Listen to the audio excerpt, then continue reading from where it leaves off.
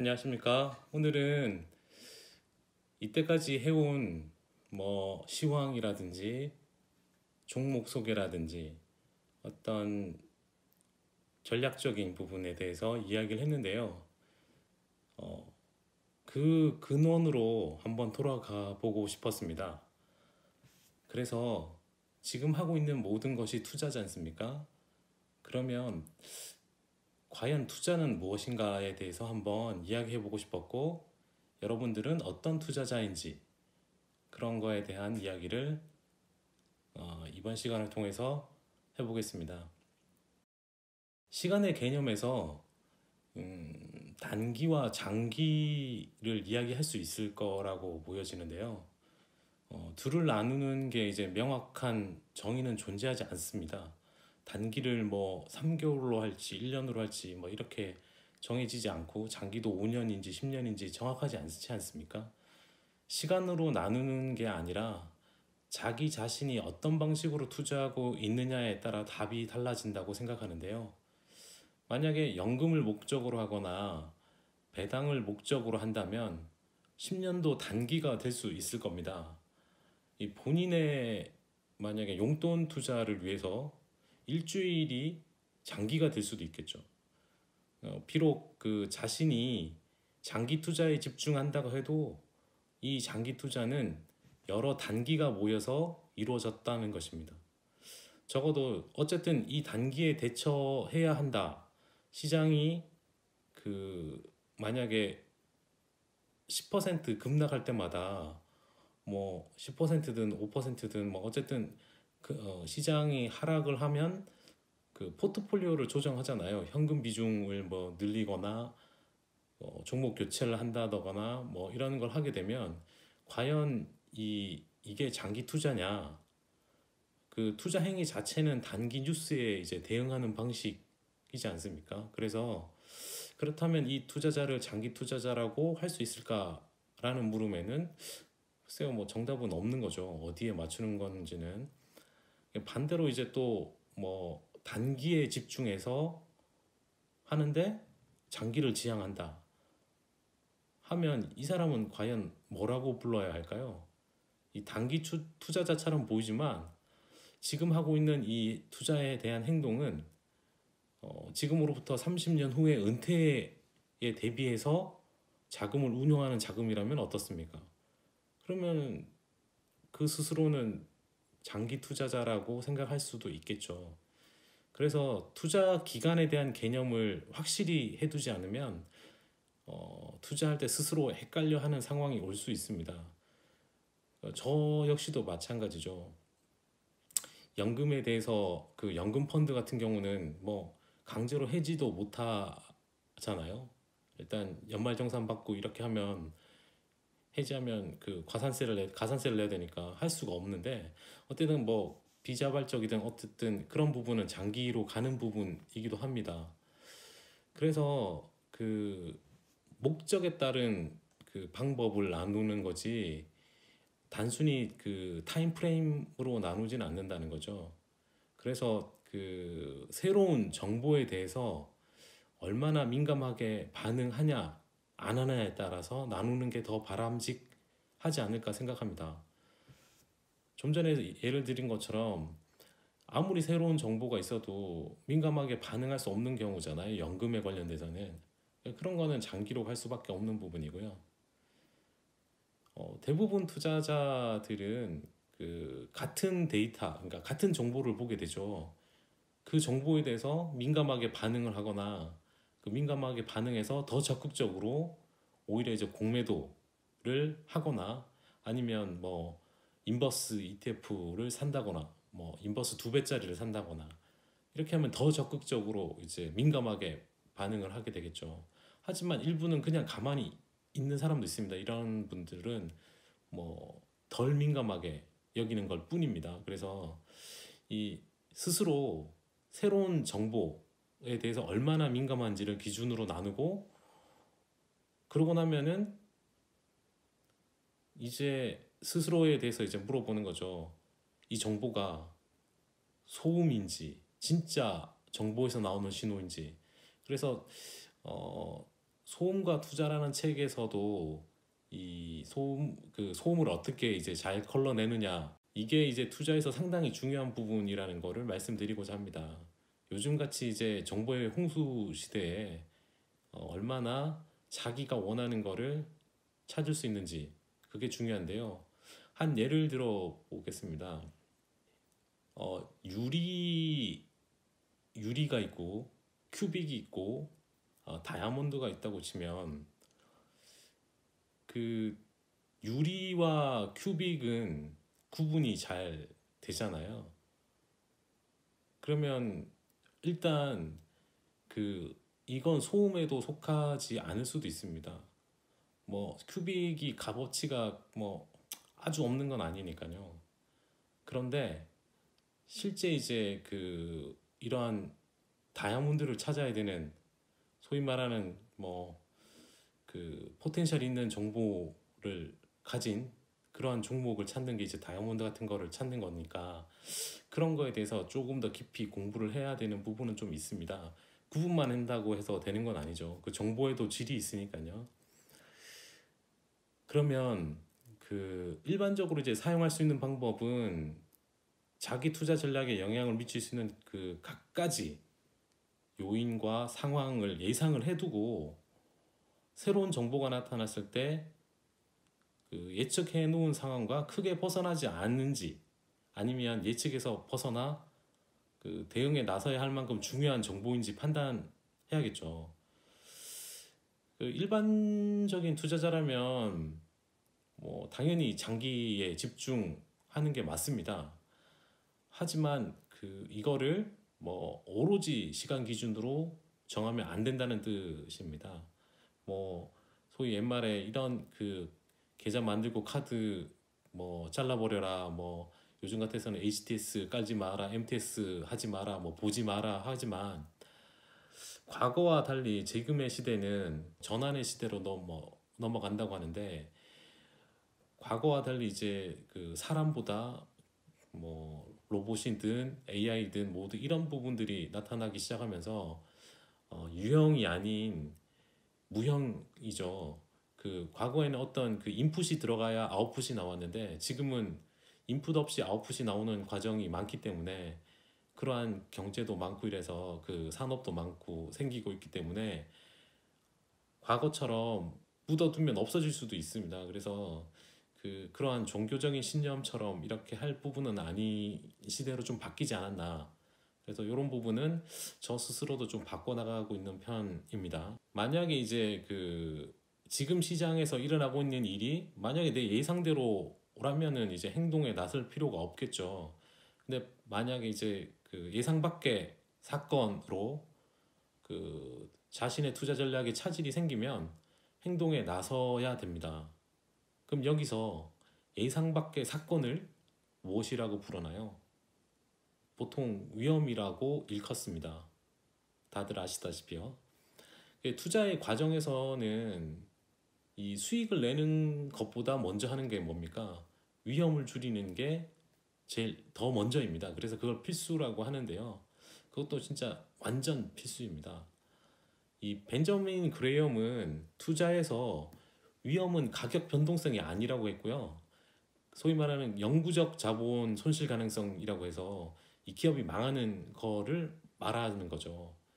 하지만 지금까지도 이제 시장에서는 아직도 위험의 불확실성의 결과물뿐인, 그러니까 위험의 불확실성의 결과물 뿐인 가격 변동성으로 위험을 정의하고 있습니다.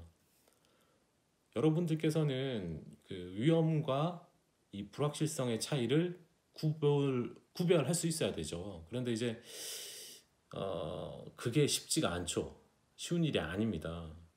근데 이제 만약에 이제 어떤 기업이 실제 위험한 투자 대상인지 아니면 불확실한 미래에 직면해 있을 뿐인지를 결정하기 위해서는 여러분들의 많은 공부와 조사와 그다음에 연구, 노력들이 필요합니다.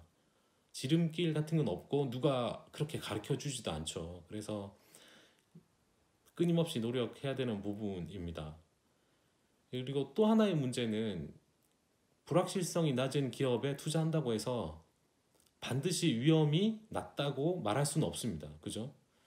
전망이 밝거나 이제 예측 가능해 보이는 기업이라고 해도 뭐 다음 코너, 그러니까 소위 뭐 운전할 때 이렇게 코너 돌 때 그 뒤에 안 보이잖아요. 그 다음 코너에 뭐가 기다릴지, 무슨 일이 일어날지, 아니면 뭐 기업의 어마어마한 비밀을 감추고 있을지 아무도 모르고, 그게 나중에 재앙으로 돌아올지 누구도 알 수 없는 겁니다. 그래서 불확실성과 위험의 차이를 결정을 해야 되는데, 이거를 그러니까 이거를 사례로 들어서 설명을 해 주는 사람이 있었는데요.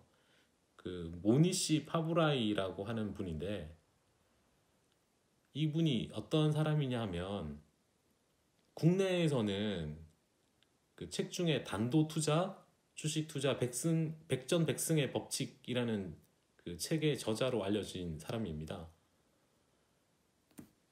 이 저자의 이름보다는 그 단도 투자라는 말이 더 유행하지 않았나 싶은데요.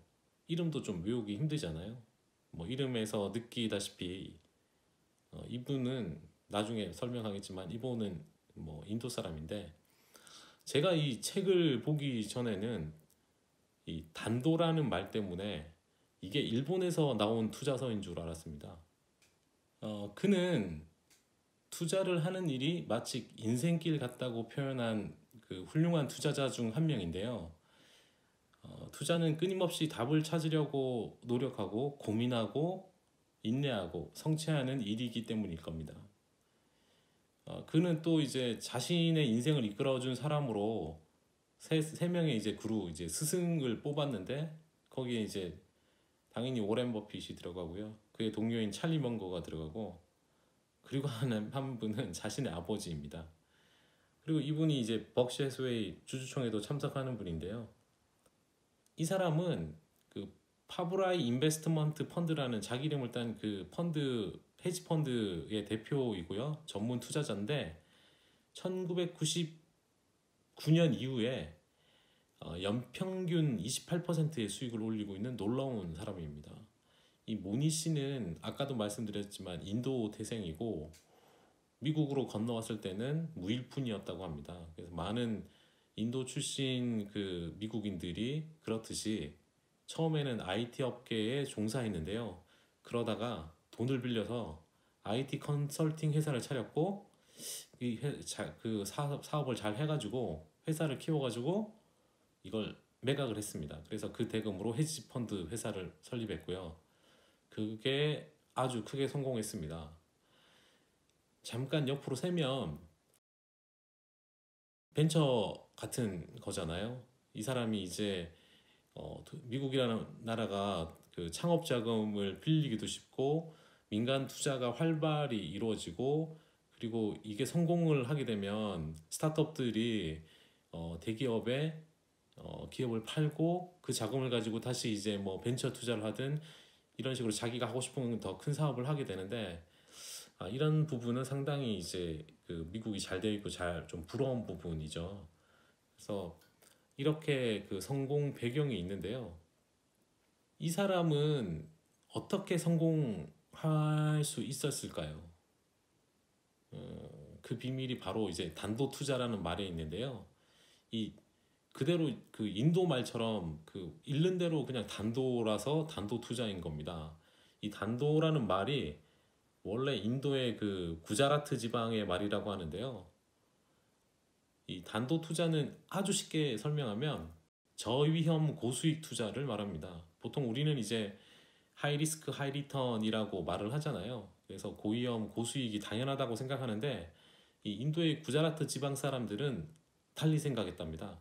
이 인도 구자라트 지방 자체가 옛날부터 상업이 발달해서 장사를 하고 사업을 하는 사람이 많았는데, 이 사람들은 사업을 해서 성공하려면 이 저위험 고수익 투자를 해야 한다는 진실을 오래 체험으로 이제 알고 있었던 거죠. 그래서 바로 이 단도 투자의 원리를 이분도 그 원리를 그냥 스스로 태어나면서부터 아는 겁니다. 단도 투자를 실시를 하게 됐고, 수익을 극대화시키려고 노력을 했던 거죠. 소위 더 쉽게 말하면은 단도는 위험 부담을 가장 작게 하면서 큰 부를 창출하는 사업 방식이죠. 뭐 사업으로 치면 그렇고, 투자로 치면 위험 부담이 아주 낮은 곳에 투자해서 높은 수익을 올리는 거고요. 그게 만약에 이제 일회성 성과에 그치지 않고 계속 이어지면 수익이 어떻게 복리 이상으로 기하급수적으로 이제 자산이 불어나는 것입니다. 이걸 들으시는 분들은 눈치를 채셨겠지만 이 단도의 원리는 아까 사업에도 이제 연결되고 부동산에도 연결되고요. 모니시 파브라이가 워렌 버핏과 이제 찰리 먼거의 주식 투자 방법이 단도 투자를 실천하고 있다라고 말을 또 합니다. 근데 뭐 어쨌든 잘 따져보면 워렌 버핏 투자 방식은 전형적인 단도 투자의 방식이겠죠. 그래서 워렌 버핏이 잘 되면 왕창 벌고 잘 안 돼도 조금밖에 잃지 않는 종목들만 뭐 아주 신중하게 골라서 보유했는데, 뭐 잘 안 된 게 이제 최근에 IBM이죠. 근데 뭐 그 배당으로 거의 뽑아냈으니까 뭐 그 안 된 정도가 이제 뭐 그 정도인 거죠. 그리고 이제 그렇게 하면서 엄청난 수익을 거둔 거고요. 어떻게 보면 단도 투자의 이제 최고, 세계 최고는 워렌 버핏인 겁니다.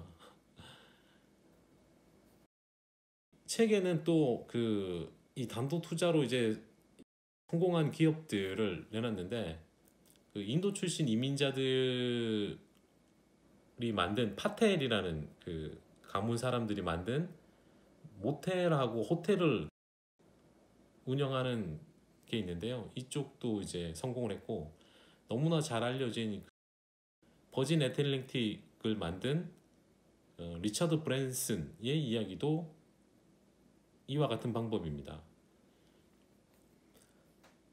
아까 이제 위험과 불확실성을 이야기하다가 잠깐 옆으로 샜는데, 그거에 대한 사례를 설명을 드리면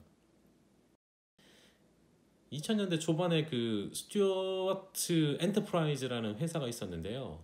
당시 이제 닷컴 버블로 이제 시장 대부분이 호황이었는데, 이 회사가 상당히 어려움을 겪고 있었는데, 이 회사가 무슨 회사냐면 장례식장 사업을 하는 회사입니다.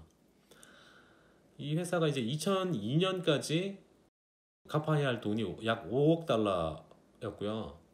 그리고 이제 2000년 7월까지도 이 부채를 어떻게 갚을지에 대한 분명한 해결책을 못 내놓고 있었는데, 시장에서 이 기업이 부채를 못 갚을 가능성이 높다고, 그래서 파산할 거라고 계속 그 이야기가 나오고 우려가 되고, 그러다 보니까 주가가 28달러에서 2달러까지 그냥 그대로 이제 붕괴가 됩니다. 이 모습을 본 이 파브라이가 회사를 조곤조곤 분석을 해보니 이거는 불확실성이 높은 건지 위험이 과도한 게 아니라는 판단을 하고 투자를 하게 되는데, 즉 이게 무슨 말이냐면 부채 수준이 높은 레버리지 기업이라는 뜻입니다, 이게.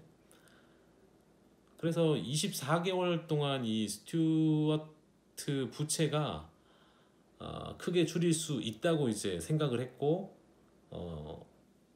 파브라이 이분은 세 가지의 그 시나리오를 세웠는데, 세 가지 시나리오가 스튜어트 엔터프라이즈는 저평가되었다라고 판단을 내린 겁니다. 그러면 그 시나리오가 뭐냐면, 이 첫 번째는 이 장례식장이 여러 개 있을 거 아닙니까?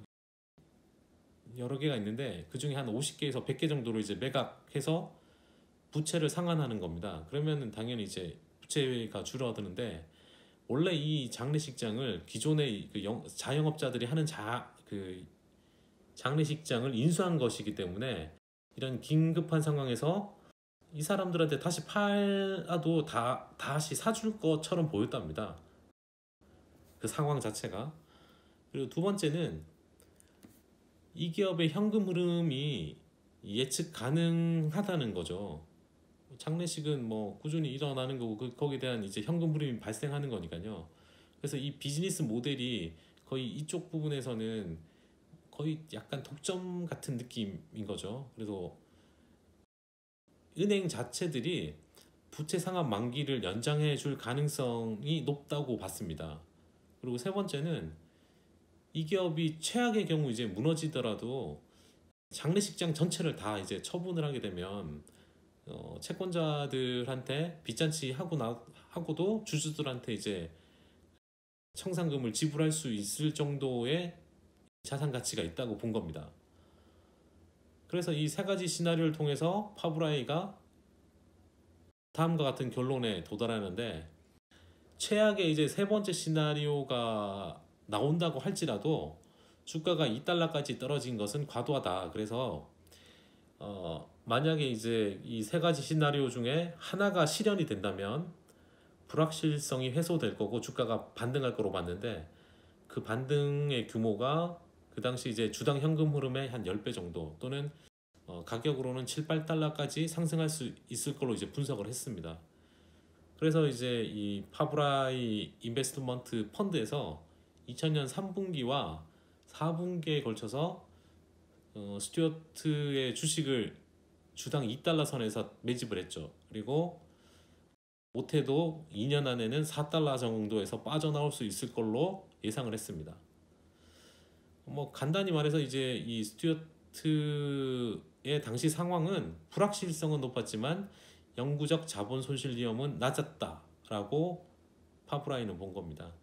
실제로 이 기업은 2001년 초에 일부 장례식장을 매각하기로 결정했고요. 그래서 주가가 9개월도 안 돼가지고 파브라이의 목표치인 4달러에 이르게 됩니다. 그래서 100%가 상승하게 된 거죠.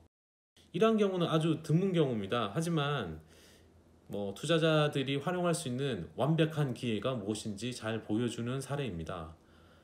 지금 뭐 월스트리트에서는 이 위험과 불확실성을 아직 구분하지 못하는 게 많은데, 대부분의 투자자들이 그럴 겁니다. 이 위험과 불확실성을 구분 못한다는 사이를, 양자 사이를 되게 혼란스러운 거죠. 이걸 정확하게 판단했으면 지금 뭐 소위 말해서 제가 여기 앞에 앉아 있지도 않겠지요. 네, 그럴 겁니다. 하지만 그러려고 노력을 해야 된다는 거죠.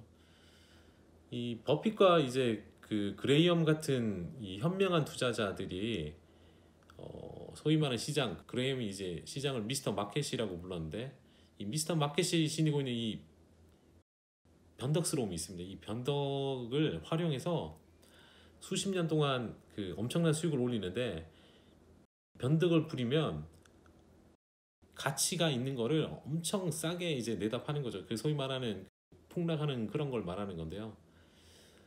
때때로 시장이 이제 스튜어트 같이 위험은 낮고 불확실성은 높은 높은 수익률을 가져가는 이제 기업이 가끔 나타납니다. 그래서 기회가 될 때 이 기업에 투자를 해서 높은 수익률을 올릴 수 있는 거죠.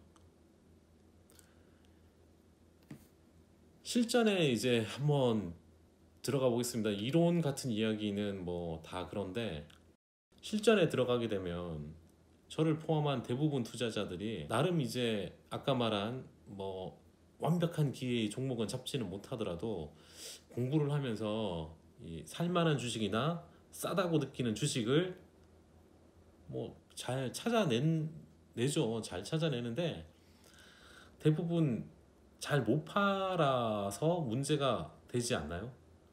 파는 거에 좀 서툰 그런 게 있다는 생각이 저는 드는데, 최근 제가 이제 작년에 사서 올해까지 못 판 종목이 있어요. 너무 고점에 또 많이 밀렸고 참 바보 같다고 생각 들긴 하는데, 왜 그런지 한번 이야기를 해보면 이런 걸 연구한 논문이 있는데요. 매수와 매도 때의 어떤 감정이 틀리다고 합니다, 사람이. 그래서 매도 결정에 서툰 이유가 매수할 때만큼 또 공을 들이지 않는다고 합니다. 저 자신도 그렇습니다. 종목 찾기에서 엄청나게 이제 뭐 정보를 모으고 분석을 하고 공부를 하고 하는데, 팔 때는 그 정도 안 하는 것 같아요. 가끔 뭐라 그러죠? 감정에 휘둘려서 팔 때도 많으니까.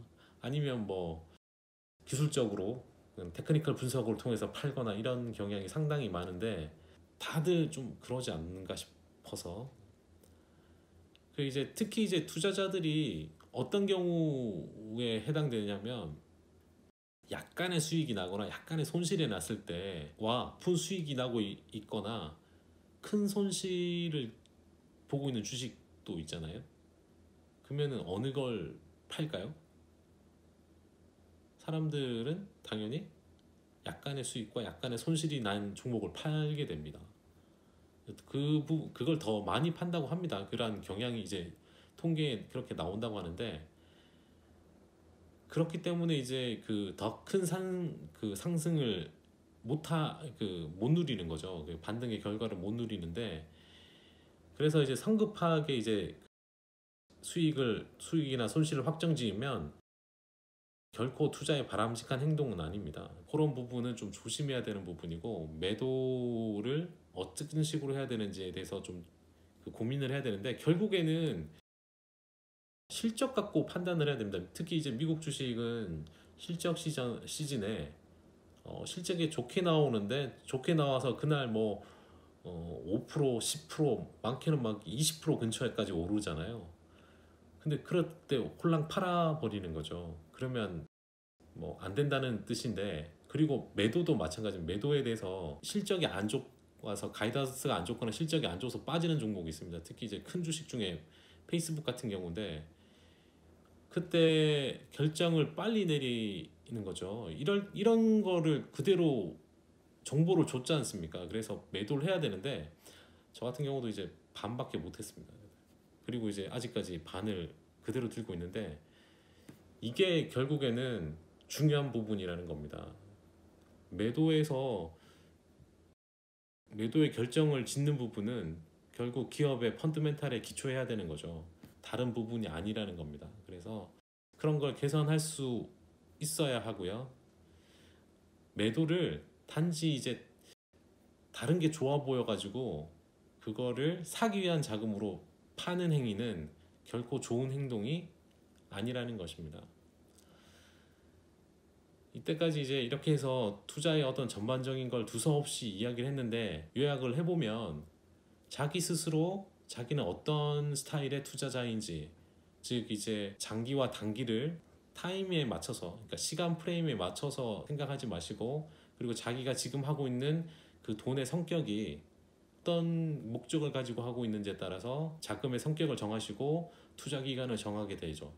그러니까 그런 부분을 생각하게 되고 나머지는 매수할 때 매도할 때 정보와 소음을 가려야 되는 부분이 있습니다. 그러니까 소음은 이걸 좀 구체적으로 말하면 기분에 사고 기분에 파는 뭐 이런 행동은 절대 안 되는 거고요. 뉴스에 사고 뉴스에 파는 것도 안 된다는 거죠. 특히 투자에 처음이시거나 사회 초년생이신 경우에는 어설픈 분산 투자 이론이나 뭐 포트폴리오 이론보다는 오히려 단독 투자 이 부분을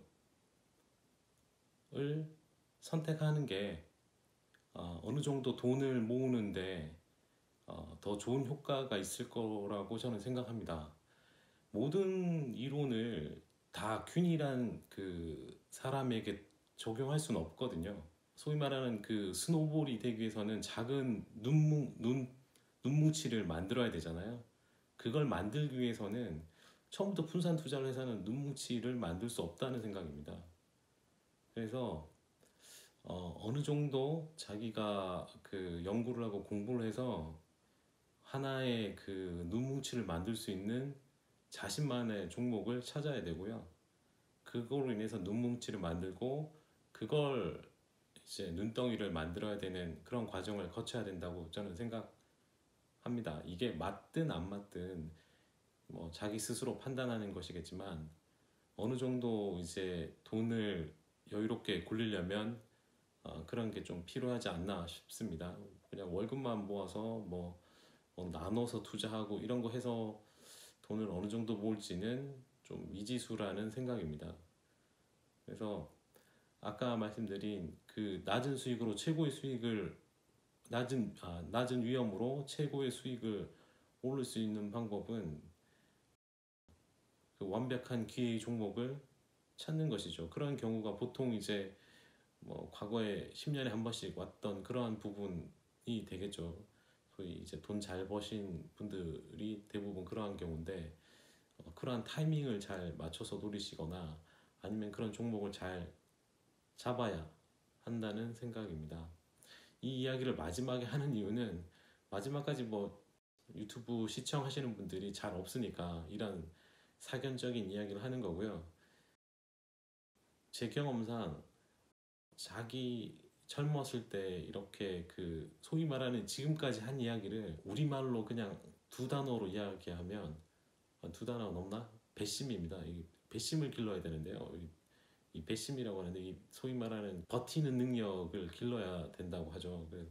어떤 자기가 또 확신을 가지고 한 종목이 올라가기 시작할 때 팔고 싶은 유혹을 이겨내는 거, 그 실전에서는 뭐 이론에서는 다 저렇게 이야기하지만 실제 자기 계좌의 수익이 올라가는 걸 보기 시작하면 그걸 참기가 처음에는 상당히 쉽지 않습니다.